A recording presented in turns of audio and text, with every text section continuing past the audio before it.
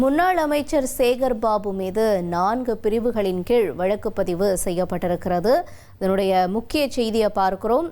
வாக்குப்பதிவு அன்னைக்கு தாவேக வேட்பாளர் அசோக் சினாரா அவர் தாக்கின விவகாரம் தொடர்பாக புகார் கொடுக்கப்பட்டிருக்கிறது. இந்த புகாரின் அடிப்படையில் தற்பொழுது 4 பிரிவுகளின் கீழே முன்னாள் அமைச்சர் சேகர் பாபு மீது வழக்கு பதிவு செய்யப்பட்டிருக்கிறத நம்ம பார்க்கிறோம். எந்தெந்த பிரிவுகளின் கீழ் வழக்கு பதிவு செய்யப்பட்டிருக்கிறது என்பது தொடர்பான விவரங்களையும் நாம் கேட்டு பெற இருக்க வேண்டியிருக்கு.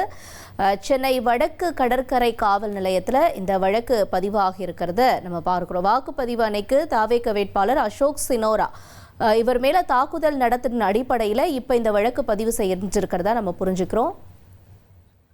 விவரங்களோடு செய்தியாளர் சசிதரனும் இணைந்திருக்கிறார். சசிதரன் வணக்கம். என்னென்ன பிரிவுகளின் கீழே வழக்கு பதிவு செய்யப்பட்டிருக்கு முன்னாள் அமைச்சர் சேகர் பாபு மேல? மேலும் அன்னைக்கு தேர்தல் அன்னைக்கு நடந்த இந்த விவகாரத்தை ஒரு தடவை நம்ம ரிவைண்ட் பண்ணுவோமா?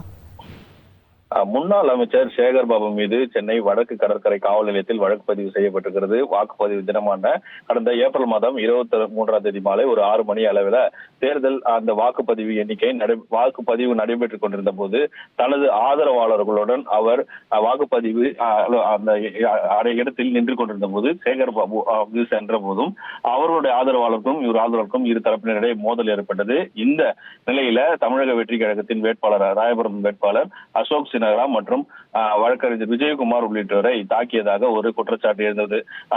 முன்னாள் அமைச்சர் சேகர் பாபு அந்த வேட்பாளரின் முகத்தில் குத்தியதாகவும் இதனால் இரு தரப்பினருக்கும் அங்கே ஒரே கைகலப்பு ஏற்பட்டது.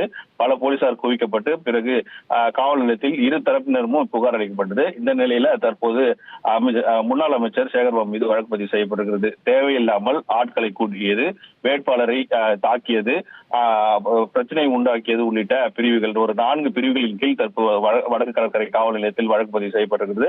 அடுத்த கட்டமாக அந்த தேர்தல் வாக்குப்பதிவில் எதற்காக இந்த பிரச்சனைகள் நடைபெற்றது என்பது குறித்து முழுமையாக விசாரணைத்து அதன் பின்பு அவர் மீது சட்ட நடவடிக்கை எடுக்கப்படும் எனவும் போலீசார் தரப்பில் தகவல் தெரிவிக்கப்பட்டிருக்கிறது. 1,28,00,000 மனங்களை வென்ற தந்தை டிவி யூடியூப் சேனல். தவிர்க்க முடியாத தம்ப்நெயில், கலக்கலான கான்டென்ட்ஸ். நீங்களும் இந்த குடும்பத்தில் இணைய இப்பவே சப்ஸ்கிரைப் பண்ணுங்க. அசுரபலம் கொண்ட எங்கள் டிஜிட்டல் கரங்களில் உங்கள் விளம்பரங்களை சேர்க்க வாட்ஸ்அப் பண்ணுங்க.